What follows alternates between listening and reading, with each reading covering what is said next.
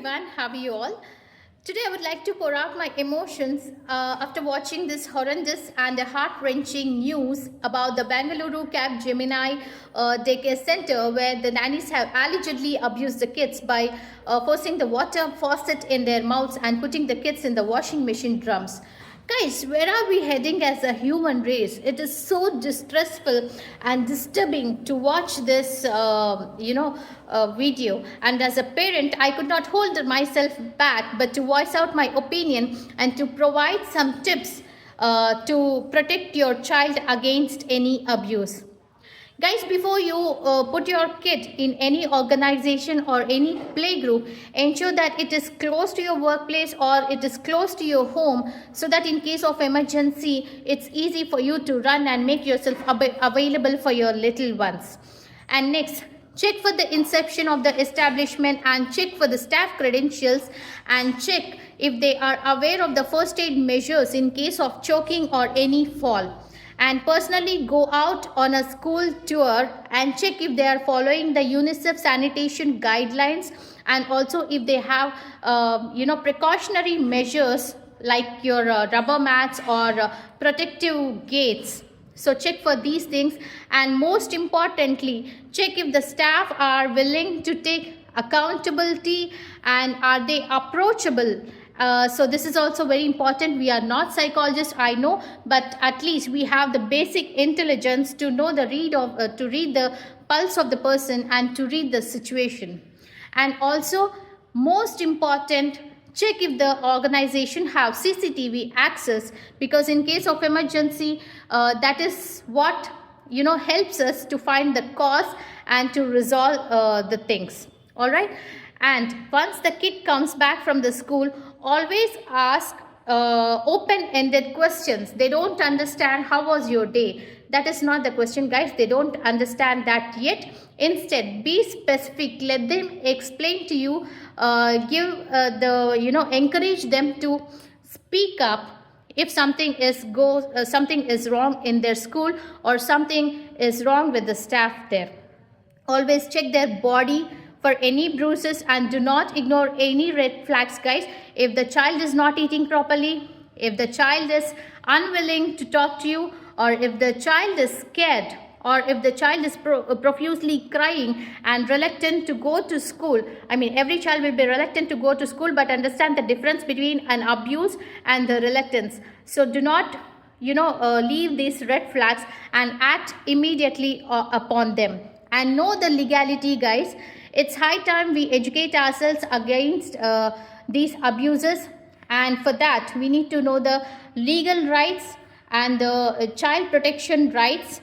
Educate yourself about the Juvenile Justice Act, about the POCSO Act, which is very important, against all the Child Protection Act. Educate yourself in order to protect your child's rights, because until they stand on their feet, it's your responsibility as a parent to protect them against any abuse, and it is you who have to take the accountability, and it is you who has to face any consequence if something goes wrong with your child. So let people think that you're paranoid. Don't care, but it is you who will be impacted if something happens to your child. So ensure that you take all the measures in order to protect your cute little ones when you're away from them. Give them some tips before they go to school, and once they are back, always ask these questions. What did you do today? What was the rhyme that you learned? How was your teacher today? Let them, encourage them to speak up. And if they're complaining something, do not ignore the red flags. I know that kids complain, but ensure that you are always there for them. Give them the confidence that, your mama is there or your dad is there. If something happens, we are there to protect you. Give them the confidence and ensure that they feel protected and connected to you every time, in spite of you not being available physically with them. All right. And also ensure that you pick the right school. That is very, very important, because you believe that your child is in safe hands, where in the reality they should be in safe hands. So ensure that you pick a school, something that follows all these guidelines, and always stay connected with the staff. And also And the management of the institution also should follow the legality, and before hiring your staff, do the back-end checks and ensure that the staff that you hired should be an asset to the organization but not a liability, because you don't want to face any consequences in future and you don't want your institution to shut down. In order to do so, the staff that you pick matters a lot. So please follow these protocols in order to protect every child's right. And I see that some people are even commenting the mother, why does a mother have to work after giving birth to a child? Guys, where are we? Who are we to decide that? In this era of inflation and in this era of the nuclear families where you lack support, both the parents has to work to provide their financial requirement, to provide the financial requirement, and every family got their different family dynamics and their priorities. So no mother wants to harm her kid. So if she chose to work, it is her decision, and she'll definitely have an idea of how to protect her child, what to do for her child. So stop judging a mother who is working, and stop tagging her as a negligent mother.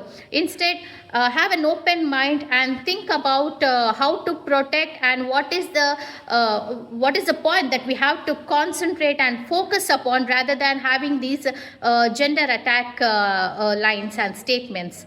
And thank you so much for watching this video, guys, and I hope and pray that every child, every cute little precious one out there is safe.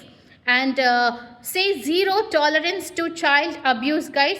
I insist, zero tolerance on the child abuse, and do not take any reason for that, and nothing can explain or nothing can justify a child abuse, guys.